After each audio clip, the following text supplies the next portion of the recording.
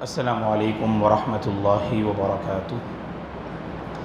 الحمد للہ رب العالمین والعاقبۃ للمتقین والصلاة والسلام علی رسولہ الامین وعلی آلہ وصحبہ اجمعین ومن تبعہ بإحسان الی یوم الدین، اما بعد فاعوذ باللہ من الشیطان الرجیم۔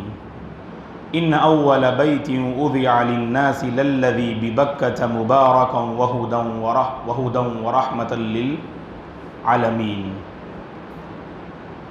قابل احترام حضرات اور خواتین، اللہ تبارک و تعالیٰ کا بے پناہ شکر و احسان ہے۔ نماز عشاء سے فارغ ہونے کے بعد اس کی مسجد میں کچھ دیر رسول اللہ صلی اللہ علیہ وسلم کی حیات طیبہ کو معلوم کرنے کے لیے پروردگار نے ہم سب کو جمع کیا۔ اللہ ہماری اس بیٹھک کو قبول فرمائے اور اس کا بدلہ دنیا اور آخرت میں ہم سب کو رب ذوالجلال عطا فرمائے، آمین۔ رسول اللہ صلی اللہ علیہ وسلم کی جوانی کے دور میں جو واقعات پیش آئے وہ معلوم کرتے آ رہے ہیں۔ تو اس سے پہلے کے درس میں ایک اہم واقعہ ہم نے ذکر کیا کہ کعبۃ اللہ کی دیواریں سیلاب کے آنے کی وجہ سے گر گئیں۔ اس کے بعد قریش نے آپس میں، مشرکین مکہ نے آپس میں فیصلہ کیا یہ اللہ کا گھر ہے اور اس کو بنانے کے لیے ہم اپنا جو حلال مال ہے وہ اس کو لگاتے ہیں۔ اور کعبۃ اللہ کے سلسلے میں یہ بات آپ جانتے ہیں، اس سرزمین میں سب سے پہلے جس گھر کی بنیاد رکھی گئی اللہ کے گھر کی، وہ کعبۃ اللہ ہے۔ قرآن مجید میں اللہ نے اس گھر کے سلسلے میں کہیں پر المسجد الحرام کہا، تو کہیں البیت العتیق کہا، تو کہیں اس گھر کو البیت کہا، تو کہیں اس کو الکعبہ سے تعبیر کیا۔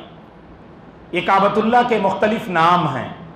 اسے مسجد حرام بھی کہا جاتا ہے، اسے البیت العتیق بھی کہا جاتا ہے، اسے البیت بھی کہا جاتا ہے اور بیت اللہ بھی کہا جاتا ہے، الکعبہ اور کعبۃ اللہ یہ کہا جاتا ہے۔ یہ مختلف نام اللہ نے قرآن میں ذکر کیے ہیں، اور جس کے زیادہ نام ہوں اس کی فضیلت واضح ہوتی ہے۔ جیسا کہ اہل علم نے کہا کہ کثرۃ الاسماء تدل علی الشرف، اگر کسی کے زیادہ نام ہوں تو اس کی شرافت اور فضیلت وہاں ظاہر اور واضح ہوتی ہے۔ اسی لیے ہم مکہ، اللہ اکبر، جو اللہ تبارک و تعالیٰ کے نزدیک بہت پسندیدہ مقام ہے، خود اللہ کے نبی صلی اللہ علیہ وسلم جہاں پیدا ہوئے، ہجرت کے موقع پر یہ بات ہمارے سامنے آئے گی کہ ہجرت کے موقع پر جب اللہ کے نبی کو مکہ چھوڑنا تھا تو رات میں جب آپ مکے سے نکلتے ہیں تو مکے کی جب ساری دیواریں آپ سے رخصت ہو گئیں تو آخری پوائنٹ پر کھڑے ہو کر اللہ کے نبی مکے کو دیکھتے ہیں، اور مکے کو دیکھ کر اللہ کے نبی نے فرمایا، اے مکہ، اللہ کی سرزمین میں تو اللہ کے نزدیک سب سے زیادہ پسندیدہ جگہ ہے۔ اے مکہ، اگر تیری قوم والے مجھے تجھ سے نہ نکالتے میں کبھی تجھ سے نہ نکلتا۔ اللہ اکبر، ایسی محبت تھی اللہ کے نبی کی اس سرزمین مکہ سے۔ اور مکہ اور مدینہ، سبحان اللہ، یہ دو عظیم مقامات ہیں۔ اللہ تعالی ہم سب کو ان دو مقامات کی زیارت نصیب فرمائے، عمرہ یا حج کی سعادت اللہ ہم سب کو نصیب فرمائے، آمین۔ ہر مسلمان کے دل میں فطری طور پر اس سے ایک لگاؤ ہوتا ہے، اس سے ایک تعلق ہوتا ہے۔ مکے کا نام سنتے ہیں، مدینے کا نام سنتے ہیں، ہم بے قابو ہو جاتے ہیں۔ اللہ نے فطری طور پر مسلمانوں کے دلوں میں وہ محبت اللہ نے ڈال دی ہے، اللہ اکبر۔ اسی لیے ہم دیکھتے ہیں مکے کے بھی بہت سارے نام ہیں۔ قرآن مجید میں اللہ نے مکے کو کہیں پر مکہ کہا۔ ابھی جو آیت کریمہ میں نے آپ کے سامنے پیش کی سورہ آل عمران کی، جس میں اللہ فرماتے ہیں ان اول بیت وضع للناس للذی ببکہ، یہ بکہ کیا ہے؟ یہ مکے کا ایک نام ہے، اور مکے کا ایک اور نام ہے ام القری۔ اسے کیا کہا جاتا ہے؟ ام القری۔ قری کے معنی ہوتے ہیں ولیجز۔ قریب میں جتنے ولیجز تھے ان میں سب سے یعنی جو ہیڈ، سب سے جو بڑی جو بستی مانی جاتی ہے وہ مکہ ہے، اسی لیے قریوں کی ماں اسے کہا گیا، ام القری اسے کہا گیا۔ اس کے ناموں میں ایک نام جو ہے القریہ ہے۔ قرآن مجید میں اللہ نے مکے کو القریہ سے تعبیر کیا، ایک اور آیت میں اللہ تعالیٰ نے مکے کو الوادی سے تعبیر کیا۔ تو پتہ کیا چلا؟ جیسے کعبۃ اللہ کے زیادہ نام ہیں ویسے مکے کے بھی نام ہے۔ مکے کو بکہ کہا جاتا ہے اور اسے ام القری کہا جاتا ہے، اور مکہ کا ایک اور نام ہے جسے اللہ نے قرآن میں ذکر کیا، وہ آیت کریمہ ہم سب جانتے ہیں، وَالتِّينِ وَالزَّيْتُونِ وَطُورِ سِينِينَ وَهَذَا الْبَلَدِ الْأَمِينَ، کہا کہ البلد الامین وہ مکہ ہے۔ لا اقسم بهذا البلد، البلد وہ مکے کا ایک نام ہے، مکے کے ناموں میں البلد ہے، البلد الامین، ام القری، القریہ، الوادی، مکہ، بکہ، یہ سب جو ہے مکے کے نام ہیں، ٹھیک ہے نا۔ اسی طرح جو مدینہ ہے سبحان اللہ اس کے بھی نام ہیں، جیسے مدینے کے ناموں میں اللہ کے نبی مدینہ جانے سے پہلے اس کا ایک نام تھا، کسی کو یاد ہے؟ میں نے گزشتہ سال کہا تھا مدینے کا پرانا نام، اللہ کے نبی ہجرت کرنے سے پہلے مدینے کو لوگ کس نام سے یاد کرتے تھے؟ جی احسنت، بارک اللہ فیک اظہر بھائی، ماشاء اللہ، یثرب۔ تو اس کا نام کیا ہے؟ یثرب۔ تو انعام کا سلسلہ ہم بند کر دیے تھے انشاءاللہ، اب انشاءاللہ اظہر بھائی جو انعام کے مستحق رہیں گے، اس کے بعد والی کلاس میں انشاءاللہ آپ کو انعام سے جو ہے نوازا جائے گا، اللہ یبارک فیک انشاءاللہ۔ تو مطلب اگلی کلاس اب حاضر ہونا انشاءاللہ، ٹھیک ہے، شکراً۔ تو بارک اللہ فیک۔ تو مدینے کا پرانا نام یثرب تھا، یا ثرب، یثرب، ٹھیک ہے نا۔ اور اس اللہ کے نبی نے اس یثرب کے نام کو بدل دیا اور اس کا نام رکھا المدینہ، اور اس کے بعد اس کے ناموں میں ایک نام ہے طابہ، اس کے ناموں میں ایک نام ہے طیبہ۔ اور جو مکہ مدینہ گئے ہیں بہت سارے ہوٹل کے نام طیبہ رکھتے ہیں، اور یہاں پر بھی لوگ طیبہ نام رکھتے ہیں، تو مدینے کا نام ہے اصل وہ طابہ، طیبہ اور یثرب، لیکن اس نام کو اب عموماً پسند نہیں کیا جاتا ہے، المدینہ۔ تو یہ جو ہے اللہ کے نبی صلی اللہ علیہ وسلم کے سبحان اللہ جو ہے بستی جو مدینہ ہے اس کے نام ہیں۔ چلے ہم آتے ہیں اصل واقعے کی طرف۔ تو اللہ کے نبی صلی اللہ علیہ وسلم جب جوانی کے دور میں تھے، جیسا کہ اہل علم میں لکھا ہے آپ کی عمر 30 سے 5 سال کے درمیان تھی، اس درمیان یہ واقعہ پیش آیا کہ سیلاب کے آنے کی وجہ سے کعبے کی دیواریں گر گئیں، اور میں نے آپ کو بتایا کہ کعبۃ اللہ کس مقام پر ہے؟ بالکل ڈھلوان مقام پہ، ایسے اونچائی پر جو ہے پہاڑ ہیں بالکل، اور اس کے سب سے نیچے حصے میں آئیں گے آپ، وہاں کعبۃ اللہ ہے۔ اگر زوردار بارش ہو تو کعبۃ اللہ کے پاس پانی جمع ہو جایا کرتا تھا، اور حد سے زیادہ طوفانی بارش ہونے کی وجہ سے کعبۃ اللہ کی دیواریں نرم پڑ گئیں اور بالکل وہ گر گئیں، اور دوبارہ بنانا شروع کرتے ہیں۔ اور آپ کو معلوم ہونا چاہیے اب تک کعبۃ اللہ کو 6 مرتبہ تعمیر کیا گیا ہے، کیونکہ جیسے میں نے کہا کعبۃ اللہ پر ہمارا ایمان ہے نا، تو اس کے سلسلے میں کچھ ہسٹری بھی ہمارے ذہن میں رہنا۔ اب تک ہم کعبۃ اللہ سبحان اللہ سنتے ہیں نام، اور دل میں اس کا احترام ہوتا ہے، تعظیم ہوتی ہے، جانے کی خواہش کرتے ہیں، لیکن جب جائیں گے نا انشاءاللہ ہماری یہ کلاس آپ کو یاد آئے گی کہ ہاں یہی وہ کعبہ ہے جس کے بارے میں ہم نے سنا، اللہ اکبر، اس کی بہت پرانی تاریخ ہے۔ اہل علم نے کہا، اور میں نے بتایا آپ کو، بنایا سب سے پہلے کس نے؟ فرشتوں نے بنایا، بعض نے کہا آدم علیہ السلام نے بنایا، بعض نے کہا شیس علیہ السلام نے بنایا، اور کہا کہ ابراہیم اور اسماعیل علیہ السلام نے بنایا اس کو۔ اور اس کے بعد عمالقہ جو موسیٰ علیہ السلام کے زمانے میں قوم تھی، اس قوم نے اسے تعمیر کیا، اور عمالقہ کے بعد جرہم نامی قوم نے اسے جو ہے تعمیر کیا، اور اس کے بعد جو ہے ابراہیم علیہ السلام، اور اس کے بعد قریش نے اس کو تعمیر کیا۔ قریش نے کیا کیا؟ اس کو جو ہے تعمیر کیا۔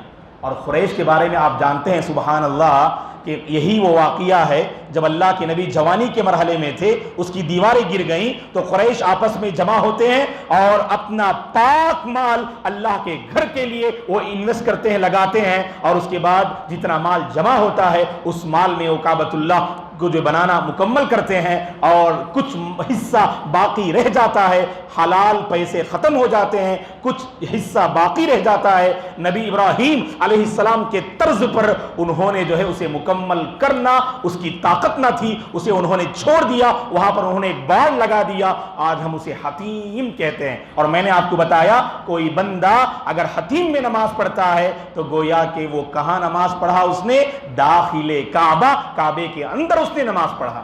تو مرد حضرات بھی پڑھ سکتے ہیں اور عورتیں بھی پڑھ سکتی ہیں الحمدللہ، تو وہاں جا کے تھوڑا انتظار کریں گے، آپ کی باری آ جائے گی، اندر جا کے نماز پڑھ سکتے ہیں الحمدللہ۔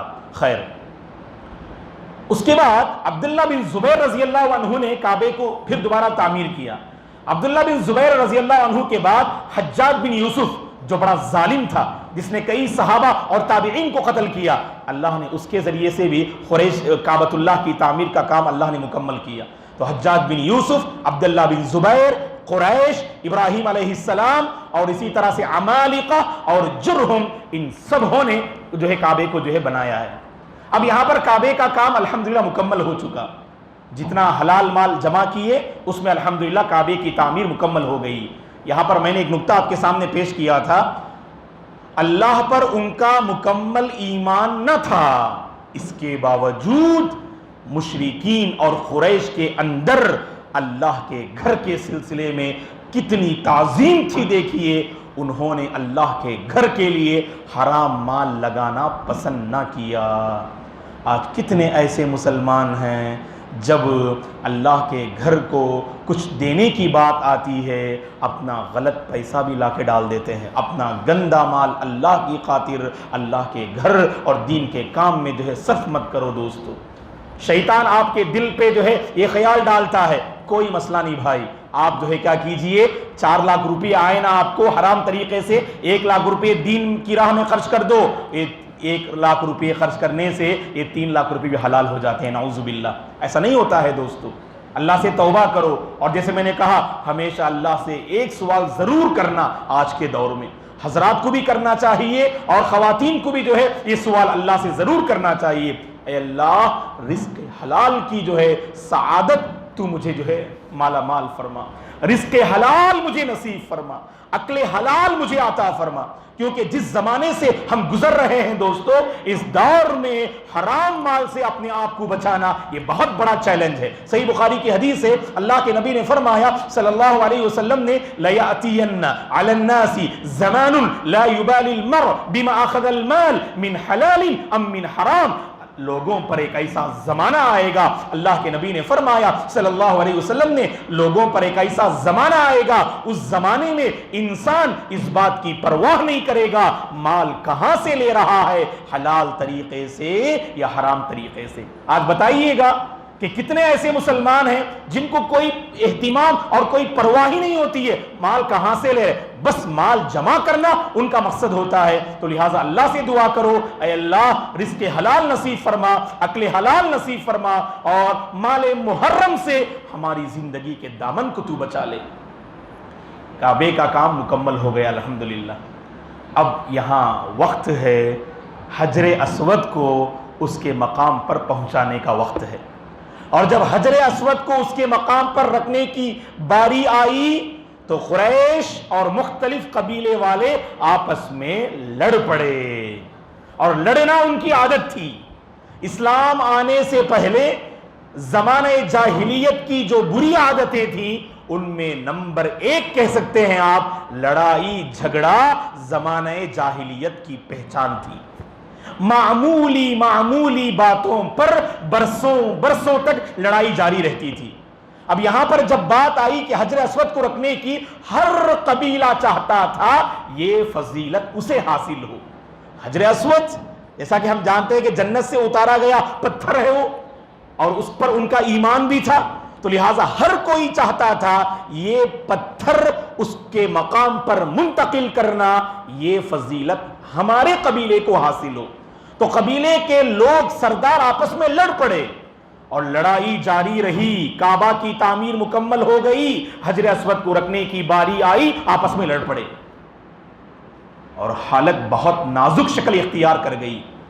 اور اللہ کا کرم تھا کہ فیصلہ کرنے کے لیے ایک قریش کے بوڑھے انسان کا اللہ نے انتخاب کیا، اور اس بوڑھے انسان نے یہ فیصلہ کیا، سب لوگوں کو اس نے خاموش کروایا اور کہا کہ لوگوں سنو، اب لگتا ہے کہ یہ معاملہ ختم ہونے والا نہیں، یہ اللہ کا گھر ہے اور یہاں پر خون کی ندیاں بہیں گی اگر ہم نے اس معاملے کو یوں ہی چھوڑ دیا۔ ایسا کرتے ہیں کہ کل سویرے جو سب سے پہلے کہ کعبۃ اللہ میں داخل ہوگا تو ہم اس کو اپنا حکم مان لیں گے، ہم اسے اپنا جج مان لیں گے اور اس سے کہیں گے کہ آپ اپنا جو ہے اپنے ہاتھ سے اس پتھر کو اس کے مقام پہ رکھ دو۔ تو سارے لوگوں کو یہ بات پسند آئی۔ دیکھتے ہیں اللہ کی مرضی کیا ہے کہ سب سے پہلے داخل ہونے والے کون ہیں، اور اللہ کی مرضی ایسی ہوئی کہ کعبۃ اللہ میں داخل ہونے کا جو راستہ تھا تو سب سے پہلے داخل ہونے والے اللہ کے نبی صلی اللہ علیہ وسلم تھے۔ اور جیسے اللہ کے نبی صلی اللہ علیہ وسلم داخل ہوئے اور لوگوں کو اس کی اطلاع ملی تو سب لوگوں نے ایک آواز ہو کے کہا، ارے یہ تو صادق و امین ہے اور ہم ان سے پوری طرح راضی ہیں۔ اللہ اکبر۔ تو سوچو دوستو، 30 پر 5 سال کے مرحلے میں اللہ کے نبی گزر رہے تھے، یہ آپ کے جوانی کا دور تھا، اس دور میں آپ نے لوگوں کے دلوں کو کیسے آپ نے جیتا۔ اللہ اکبر۔ یہی تو اصل نوجوانوں کا کمال ہوتا ہے۔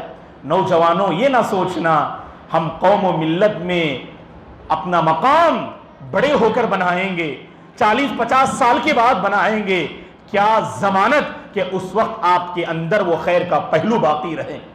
اسی لیے نوجوانوں، جوانی کے دور میں خوب محنت کرو اور قوم و ملت کے حق میں مفید بن جاؤ، لوگوں کے حق میں مفید بن جاؤ، لوگوں کے حق میں باعث رحمت بن جاؤ۔ اللہ کی قسم جہاں بھی آپ جائیں گے لوگ دل سے آپ کا احترام کریں گے، لوگ آپ کو سلام پیش کریں گے اور لوگ کہیں گے جیسا کہ اس سے پہلے بھی میں نے کہا کہ جئیں تو ایسی زندگی جو ہے جینی چاہیے، زندگی گزاریں تو ایسی زندگی گزارنی چاہیے۔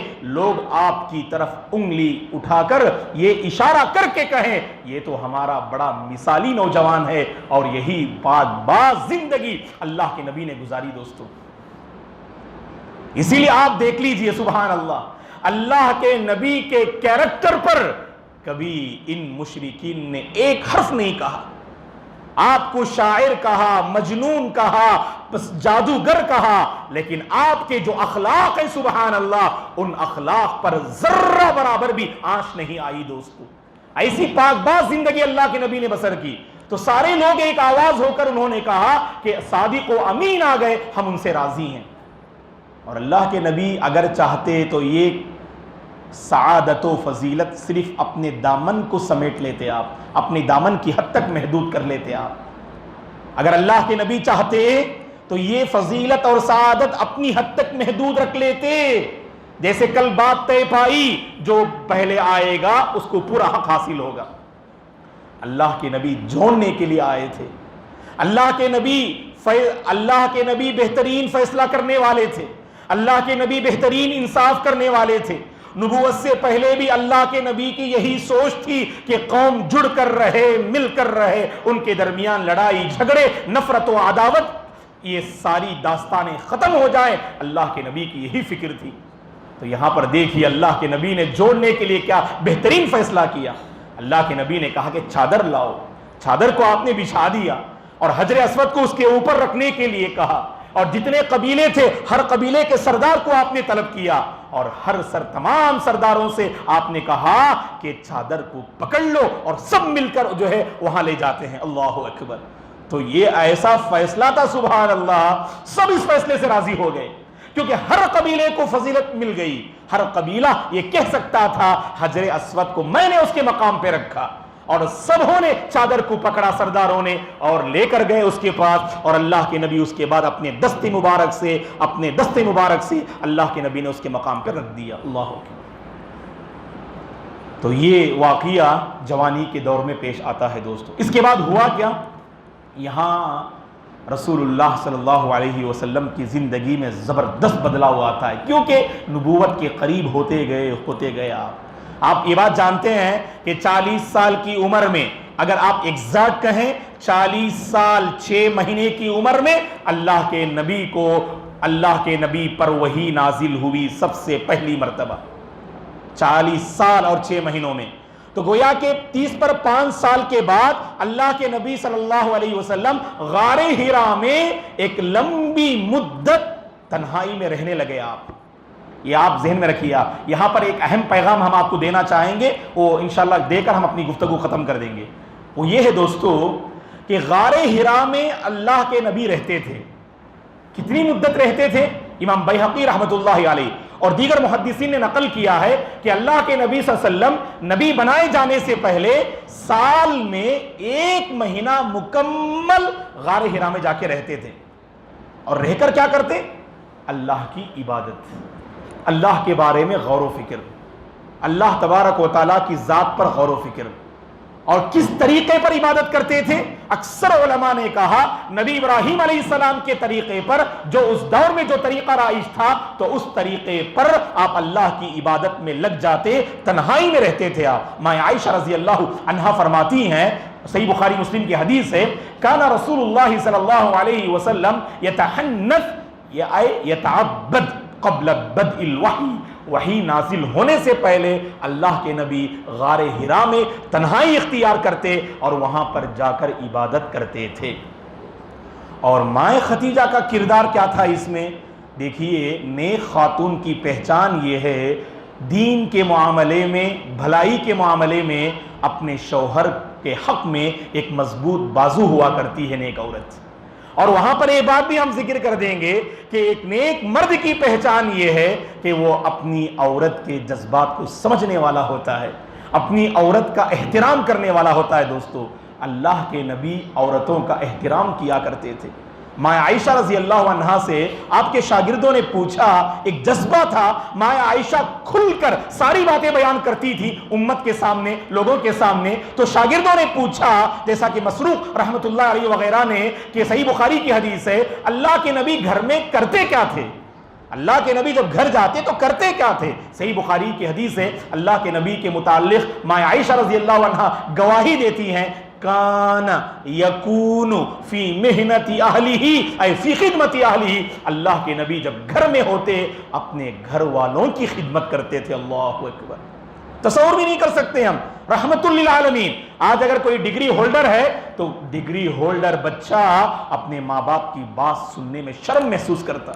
اللہ سے ڈرو نوجوانوں، اپنے ماں باپ کو کبھی تکلیف نہیں دینا، اپنے ماں باپ کی آنکھوں سے کبھی آنسو نہیں لانا. گھر کا کام کرنے میں شرم کیا ہے بتائیے آپ؟ اگر گھر میں پانی کی ضرورت ہے، باہر سے آپ ایک مٹکا لے کر جائیں، اس میں شرم کی بات کیا ہے؟ آپ ڈگری ہولڈر ہیں آپ، لیکن اپنے ماں باپ کے لیے بچے ہیں آپ، یاد رکھیے. رحمت للعالمین صلی اللہ علیہ وسلم اپنے گھر کے کام خود کر لیا کرتے، اپنے کام خود کر لیتے اور گھر والوں کے کام میں ہاتھ بٹاتے تھے آپ. جیسا کہ ماں عائشہ رضی اللہ عنہا فرماتی ہے، گھر میں جھاڑو پوچھا کا کام کرتے تھے. آج اگر بندہ کچھ بڑا ہو جائے تو اسے عائب سمجھتا ہے، کبھی کبھار اپنے گھر والیوں پر برسنا شروع کر لیتے ہیں. نہیں دوستو، آپ ہاتھ بٹائیے گھر والوں کے ساتھ، اس کا بہت بڑا فائدہ یہ ہوگا، آپ ان کے دل کو جیت سکتے ہیں آپ. اور اس کے نتیجے میں آپ اگر کچھ کرنا چاہیں، کوئی خیر اور بھلائی شروع کرنا چاہیں، اللہ کی قسم سب سے مضبوط تو آپ کے ہم سفر ہوں گے، آپ کی جو اہلیہ ہوں گی، آپ کی عورت ہوں گی اس معاملے میں، جو آپ کی سب سے مضبوط بازو ہوا کریں گی.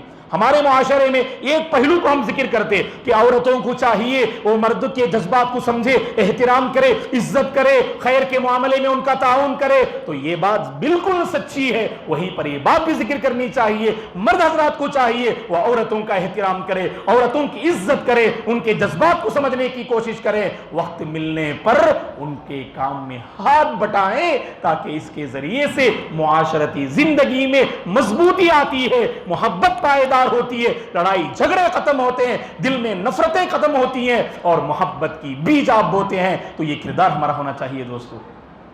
یہاں پر مائیں خدیجہ کا کردار کیا تھا؟ اللہ کے نبی عبادت کے لیے نکلتے، مائیں خدیجہ روکتی نہیں تھیں بلکہ ستو کا انتظام کرتی تھیں اللہ کے نبی کے لیے. ستو جانتے نا آپ لوگ؟ یا ہمارے بچے تو سبحان اللہ آج کے اس دور میں، ہمیں یاد ہے کہ بچپن میں ہمیں جو ستو کھلایا کرتے تھے ستو ماشاءاللہ بہت بہترین غذا ہے. آج کل جو ہے ہمارے بچے کرکرے اور پتہ نہیں بہت ساری چیزوں پر جو گزارا کرتے ہیں, تو ستو وغیرہ سے شاید ہمارے بچے واقف نہیں ہیں, لیکن ماشاءاللہ جو ستو بڑے حضرات تو جانتے, بہت مقوی غذا, وہ کھانے کے بعد گھنٹوں تک آپ ماشاءاللہ جو ہے بغیر کچھ کھائے رہ سکتے ہیں, بہت زیادہ جو ہے طاقتور غذا ہے ماشاءاللہ. تو ستو لے جاتے تھے اللہ کے نبی صلی اللہ علیہ وسلم, اور پانی ساتھ لے جاتے, اور جب ستو اور پانی ختم ہو جاتے اللہ کے نبی گھر آتے اور پھر گھر میں ایک مدت رہتے اور پھر ستو اور پانی کا انتظام کر کے اللہ کے نبی چلے جاتے. اور نبوت کے قریب یہ معاملہ بڑھنے لگا. یہاں پر ہم رکتے ہیں. اب اس کے بعد اللہ کے نبی پر وحی کیسے نازل ہوئی, آپ نبی کیسے بنائے گئے, اس سلسلے میں کیا واقعہ ہے, وہ انشاءاللہ اگلی کلاس میں ہم بتائیں گے. یہاں ایک بات ہم ذکر کرنا مناسب سمجھتے ہیں دوستو, وہ یہ ہے اپنی تنہائی کو بہتر بنائیے دوستو. عموماً جب تنہائی میں ہم رہتے ہیں ہماری سوچ اکثر بگڑتی ہے. اور یہاں پر دیکھیے سبحان اللہ, تاریخ پڑھ کر دیکھیے, انبیاء ہوں یا نیک لوگ, ان کی زندگی میں بہتری تنہائی کے ذریعے سے آئی. جب تنہائی میں رہے تو بہت سوچا, اپنے آپ کو کھنگالا, اپنے آپ کو پہچانا, اور سب سے بڑھ کر اپنے رب کے بارے میں جانا. یہ ابراہیم علیہ السلام تنہائی اختیار کر کے غور و فکر کر رہے ہیں, ستارے کو دیکھ کر رب مان رہے ہیں, اور چاند کو دیکھ کر رب مان رہے ہیں, سورج کو دیکھ کر رب مان رہے ہیں. اور جب یہ تینوں غائب ہو گئے انہوں نے کہا میرا رب کبھی غائب نہیں ہو سکتا, میرا رب کبھی جو غروب نہیں ہو سکتا. کہا انی وجہت وجہی للذی فطر السماوات والارض حنیفا وما انا من المشرکین. تنہائی میں غور و فکر کیا, رب تک پہنچ گئے. اور ہمارے نبی بھی تنہائی میں اس قدر اللہ کی عبادت کرتے تھے سبحان اللہ, کہ اللہ تعالیٰ نے آپ کو نبوت سے سرفراز کیا. اور اسی لیے اللہ تعالیٰ کو وہ عبادت بہت پسندیدہ ہے. وہ حدیث آپ جانتے, عاشورے کے متعلق جو حدیث ذکر کرتے, افضل الصیام بعد رمضان شہر اللہ المحرم, رمضان کے بعد سب سے افضل روزہ شہر اللہ, اللہ کا مہینہ جو محرم ہے, اس مہینے کے روزے اللہ کو بہت پسندیدہ ہیں. تو اس حدیث میں اللہ کے نبی سے پوچھا گیا سب سے فرض نمازوں کے بعد سب سے بہترین نماز کون سی ہے, افضل نماز کون سی ہے؟ اللہ کے نبی نے فرمایا فرض نمازوں کے بعد سب سے بہترین نماز رات کے درمیانی حصے یا آخری حصے میں جب پوری انسانیت سو رہی ہو, ایسی حالت میں اٹھ کر جب اللہ کی عبادت کریں گے. تہجد کی جو نماز ہے یہ نماز اللہ کو بہت پسندیدہ ہے. اللہ اکبر. تو اسی لیے دوستو ہماری زندگی میں بہتری لانے کے لیے یہ ہماری ذمہ داری ہے کہ تنہائی میں آپ بھلائی کے بارے میں سوچیے, اپنے اندر جو کمزوری ہے اس کے بارے میں سوچیے, اپنے اندر جو غلطیاں ہیں اس کے بارے میں سوچیے.